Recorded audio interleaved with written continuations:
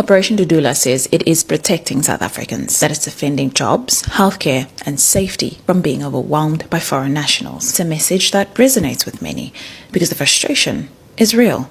But what happens when frustration becomes policy without proper facts to back it up? So let's look at the numbers. South Africa has a population of about, give or take, 65 million people. Migrants, both documented and undocumented, form about 4 to 5% of the population. And yet they've become the center of blame for everything from unemployment to overloaded clinics to crime. Is that proportionate or is it convenient? Most migrants in South Africa are also not in high-paying jobs. In fact, more than 80% of them do informal work.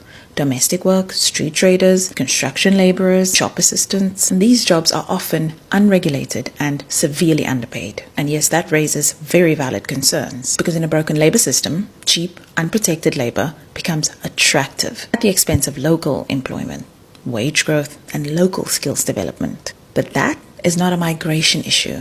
That's a labor enforcement issue. Another concern is safety. People ask, why is there an increase in informal settlements, unregistered businesses, people overstaying their visas, or being here undocumented? The answer is often delays and dysfunction in the legal system. Because right now, over 100,000 asylum applications are stuck in a backlog. And some have waited up to 5 years just for clarity. So while follow the legal route sounds reasonable, the legal route itself is broken and non-functioning.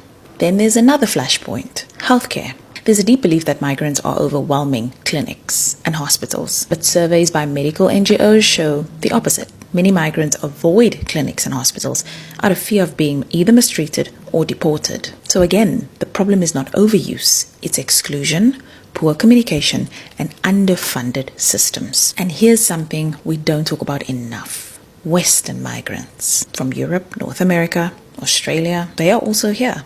They live in well-resourced suburbs, benefiting from favorable exchange rates, and have access to top-tier private healthcare. But public anger never focuses on this. So when we do debate migration, we must ask, are we being objective or selective?